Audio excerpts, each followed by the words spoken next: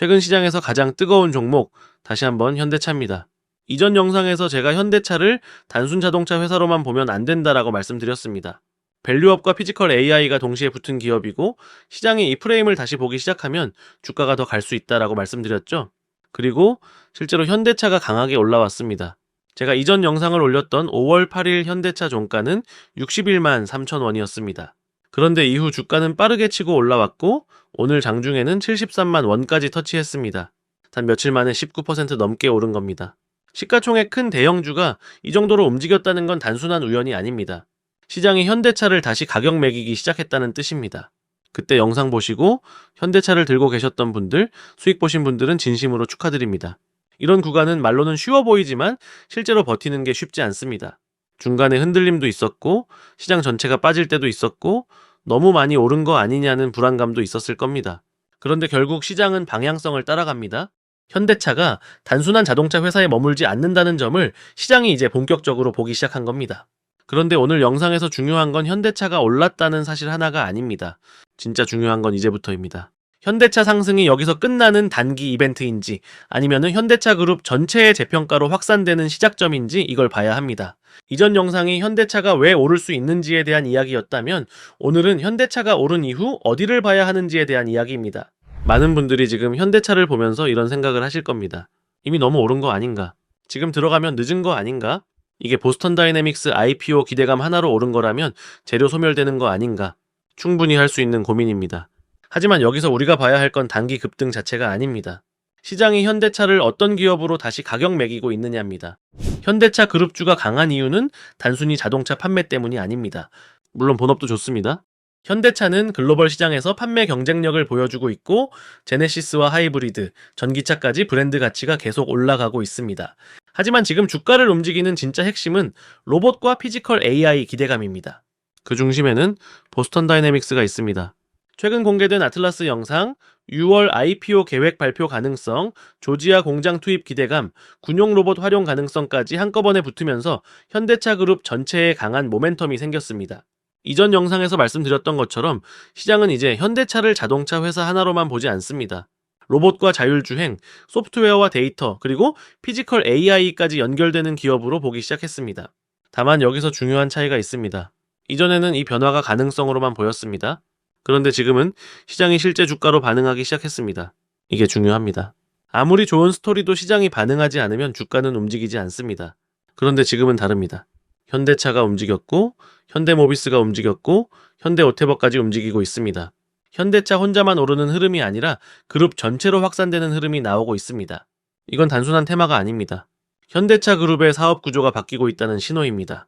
현대차는 완성차를 만들고 현대모비스는 부품과 전장, 로봇 구동 기술 쪽에서 역할을 할 수 있고 현대오토에버는 소프트웨어와 관제, 자율주행, 데이터 관리 쪽에서 핵심 역할을 할 수 있습니다. 그러니까 현대차 그룹이 피지컬 AI 기업으로 재평가받는다면 현대차 하나만 볼 게 아니라 그룹주 전체를 같이 봐야 합니다. 여기서 가장 중요한 포인트가 바로 현대오토에버입니다. 현대차가 로봇을 만들고 그 로봇을 실제 공장에 투입한다고 했을 때 단순히 하드웨어만 있으면 되는 게 아닙니다. 로봇이 어디에서 움직일지, 어떤 데이터를 보고 판단할지, 공장 전체 시스템과 어떻게 연결될지, 자율주행과 생산 데이터는 어떻게 관리할지 이 모든 것을 하나로 묶어주는 소프트웨어가 필요합니다. 그 역할을 맡을 수 있는 회사가 바로 현대오토에버입니다. 현대오토에버는 현대차 그룹 안에서 로봇 관제, 소프트웨어, 자율주행, 데이터 관리 역할을 맡는 핵심 성장주로 볼 수 있습니다. 쉽게 말하면은 현대차 그룹이 피지컬 AI 기업으로 바뀌는 과정에서 두뇌와 신경망 역할을 할 수 있는 회사입니다. 현대차가 몸이라면 현대모비스는 근육과 관절에 가깝고 현대오토에버는 신경망에 가깝습니다. 로봇이 실제 공장에서 움직이려면 몸만 있어서는 안 됩니다. 움직이게 만드는 부품도 필요하지만 그보다 더 중요한 건 판단하고 연결하고 제어하는 시스템입니다. 이 부분이 앞으로 훨씬 중요해질 가능성이 큽니다. 그동안 시장은 로봇이라고 하면 주로 로봇 본체를 만드는 회사에 집중했습니다. 액추에이터, 감속기, 모터, 센서 같은 부품주가 먼저 움직인 이유도 여기에 있습니다. 물론 이 기업들도 중요합니다. 로봇이 제대로 움직이려면 정밀한 부품과 구동 기술이 반드시 필요하기 때문입니다. 하지만 로봇 시장이 실제 산업 현장으로 들어가기 시작하면 이야기는 달라집니다. 중요한 건 로봇 한두 대를 잘 만드는 것이 아닙니다. 수십 대, 수백 대의 로봇을 하나의 공장 안에서 동시에 움직이게 만들고 서로 충돌하지 않게 관리하고 생산 라인과 연결하고 데이터를 실시간으로 처리하는 능력입니다. 이게 바로 관제입니다. 그리고 이 관제와 데이터 관리 영역에서 현대 오토에버의 역할이 커질 수 있습니다. 현대차 그룹이 로봇을 실제 공장에 투입하려면 단순히 로봇만 있어서는 안 됩니다. 로봇을 움직이게 하는 소프트웨어, 공장 전체를 연결하는 시스템, 자율주행과 생산 데이터를 관리하는 플랫폼이 필요합니다.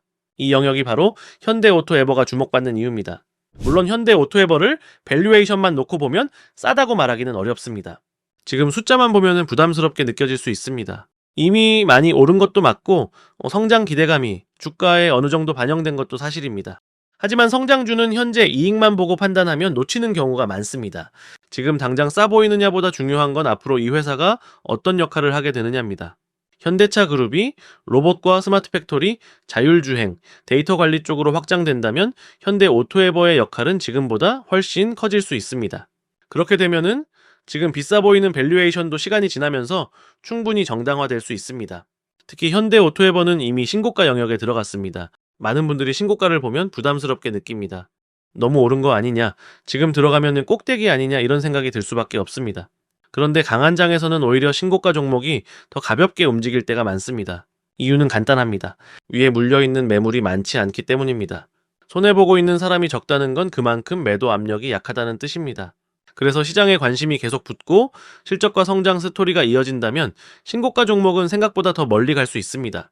결국 현대 오토에버를 단순히 많이 오른 종목으로만 보면 안 됩니다. 현대차 그룹이 피지컬 AI 기업으로 바뀌는 과정에서 현대 오토에버가 어떤 역할을 맡게 될지 봐야 합니다. 현대차가 로봇을 만들고 현대모비스가 부품과 구동 기술을 맡고 현대 오토에버가 그 로봇과 공장과 데이터를 연결한다면 이야기는 완전히 달라집니다. 그래서 지금 현대 오토에버는 단순한 전산 서비스 회사가 아닙니다. 현대차 그룹 재평가 흐름 안에서 가장 중요한 소프트웨어 축으로 봐야 합니다. 현대차 그룹의 로봇 사업이 실제 산업 현장으로 들어갈수록 그리고 스마트 팩토리와 자율주행이 구체화될수록 현대 오토에버의 존재감은 더 커질 수 있습니다. 이게 지금 현대 오토에버를 반드시 같이 봐야 하는 이유입니다. 물론 이 말이 무조건 사라는 뜻은 아닙니다. 이미 단기적으로 많이 올랐기 때문에 변동성은 분명히 나올 수 있습니다. 하지만 현대 오토에버를 단순한 전산 서비스 회사로 보면 안 됩니다. 현대차 그룹의 로봇과 자율주행, 스마트 팩토리 확장이 본격화될수록 이 회사의 역할은 더 커질 수 있습니다. 그래서 현대 오토에버는 단순 후발주가 아니라 현대차 그룹 재평가의 핵심 연결고리로 봐야 합니다. 현대차도 마찬가지입니다. 지금 현대차 목표가로 80만 원 이야기가 계속 나오고 있습니다. 길게 보면은 100만 원 가능성까지 언급됩니다. 물론 주가가 단기간에 많이 오른 것은 맞습니다. 그래서 중간중간 조정은 나올 수 있습니다. 하지만 현대차가 단순 자동차 회사가 아니라 피지컬 AI 기업으로 재평가받는다면 80만 원이라는 숫자가 과도하다고만 보기는 어렵습니다. 중요한 건 이 상승이 어디에서 멈추느냐가 아닙니다. 이 기대감이 실제 일정과 숫자로 이어지느냐입니다. 주가는 기대감으로 먼저 움직이고 이후에는 구체적인 계획과 실적으로 확인받는 과정을 거칩니다. 지금 현대차 그룹도 딱 이 구간에 들어와 있습니다. 단순히 로봇 기대감으로 오른 게 아니라 앞으로 그 기대가 실제 사업으로 이어지는지를 시장이 확인하려는 구간입니다. 그래서 지금부터는 체크포인트가 분명합니다. 첫째, 보스턴 다이내믹스의 IPO 일정이 구체화되는지 봐야 합니다. 둘째, 보스턴 다이내믹스의 밸류에이션이 시장 기대보다 높게 평가되는지 봐야 합니다. 셋째, 아틀라스가 실제 현대차 공정에 어떻게 투입되는지 봐야 합니다. 넷째, 현대 오토에버와 현대모비스 같은 계열사들이 어떤 역할을 맡게 되는지 봐야 합니다. 특히 중요한 건 현대차 그룹이 로봇 사업을 단순히 홍보용으로 끌고 가는지 아니면 실제 공장과 생산 시스템에 넣으면서 숫자로 연결시키는지입니다. 로봇이 멋있게 움직이는 영상 하나만으로는 주가가 계속 갈 수 없습니다. 하지만 로봇이 실제 공장에 들어가고 생산성을 높이고 비용을 줄이고 매출과 수익성에 영향을 주기 시작하면 이야기는 완전히 달라집니다. 이게 현실화되면은 현대차의 밸류에이션은 기존 자동차 회사 기준으로만 볼 수 없습니다. 자동차 회사는 보통 낮은 밸류에이션을 받습니다.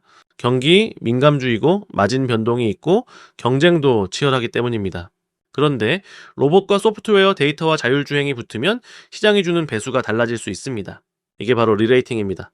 주가가 단순히 이익이 늘어서 오르는 게 아니라 시장이 이 회사를 보는 기준 자체가 바뀌면서 오르는 겁니다. 물론 리스크도 봐야 합니다. 기대감이 커진 만큼 실망도 빠르게 나올 수 있습니다. 보스턴 다이내믹스 IPO 일정이 예상보다 늦어지거나 밸류에이션이 기대보다 낮게 나오거나 로봇 투입 일정이 지연되면 단기 조정은 나올 수 있습니다. 이미 많이 오른 종목일수록 작은 실망에도 흔들릴 수 있습니다.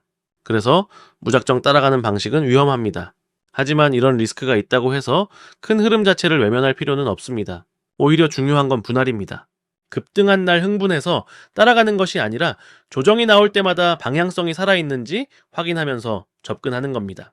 단기 매매라면 목표가와 손절 기준을 명확히 가져가야 하고, 중장기 투자라면 현대차 그룹의 피지컬 AI 전환이 실제로 진행되는지를 계속 봐야 합니다. 현대차를 이미 들고 계신 분들은 지금부터 더 어려운 구간일 수 있습니다.